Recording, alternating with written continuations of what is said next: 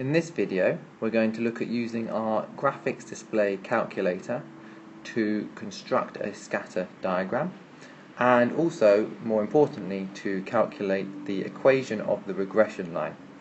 A regression line is a fancy way of talking about the line of best fit for a set of data, and we're going to use our calculator to find the best line of best fit for a given set of data.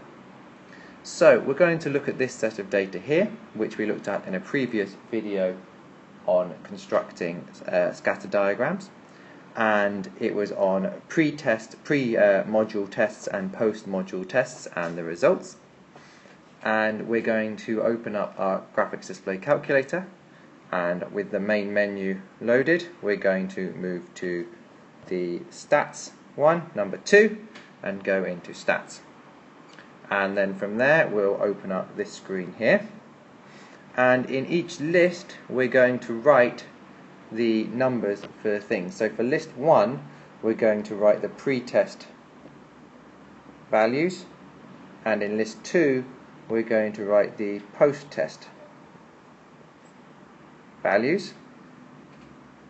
And when we start doing that, we enter 40, we type in 40 and it will appear in the pretest, and each time we hit enter or exe to move to the next row of the data.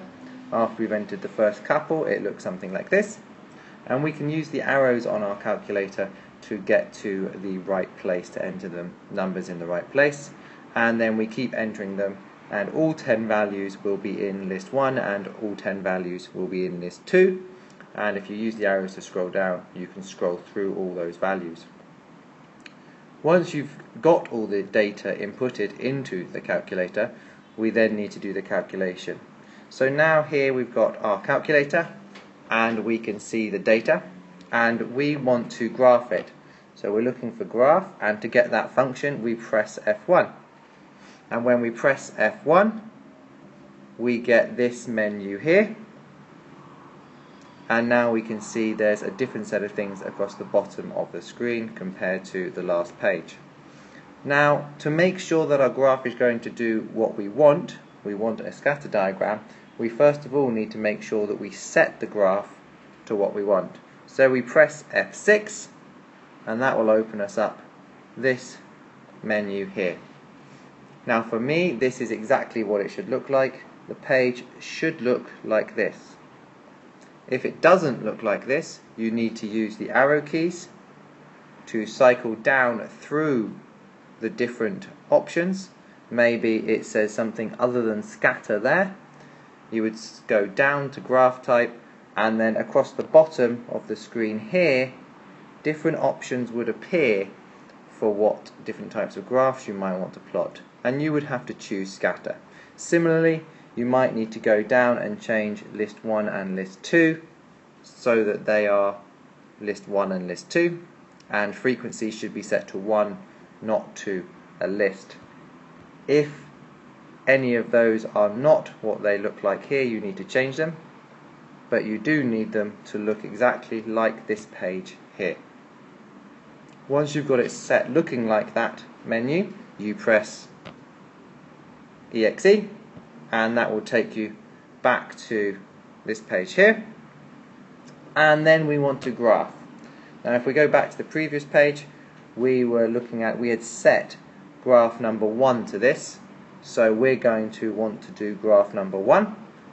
So we press F1, and when we press F1, the calculator graphs the points for us in a scatter graph.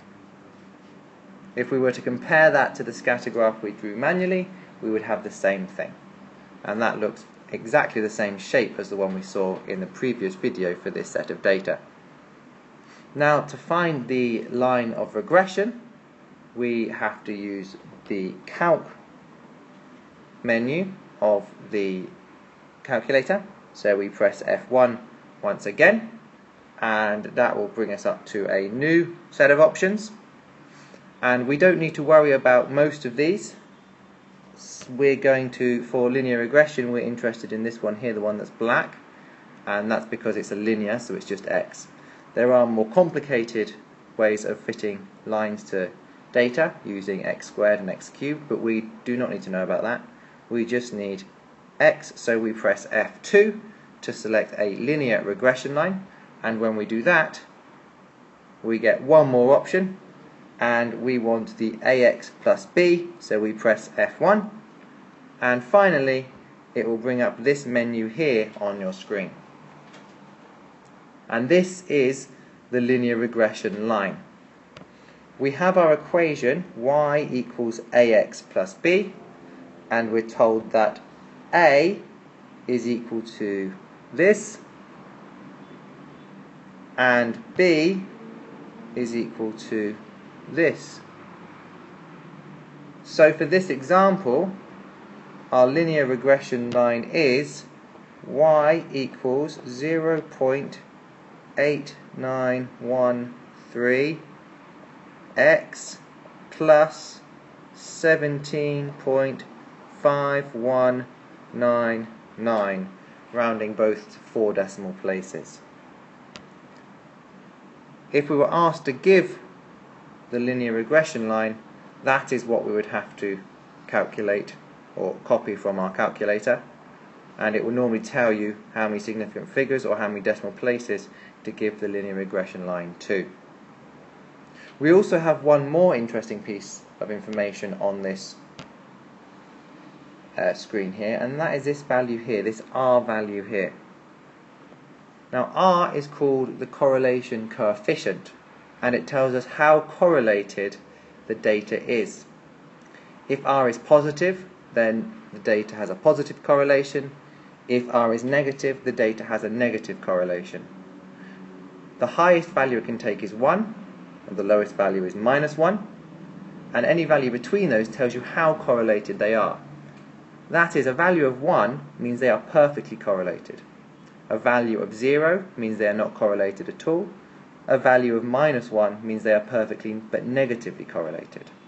So let's have a look at some examples of this. Here we can see if R is equal to 1, we have a perfect correlation going through there. All the points fit perfectly. If R is equal to 0.8, for example, we have a fairly strong positive correlation. R is plus 0.5, we have a moderate positive correlation, and R is plus 0.2, we have a very weak but still positive correlation.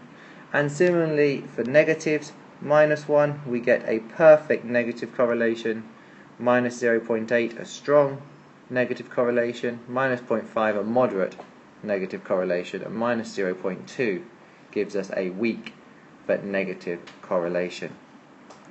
So that is how we use our graphics display calculator to plot a scatter diagram and also calculate the line of regression for that scatter graph.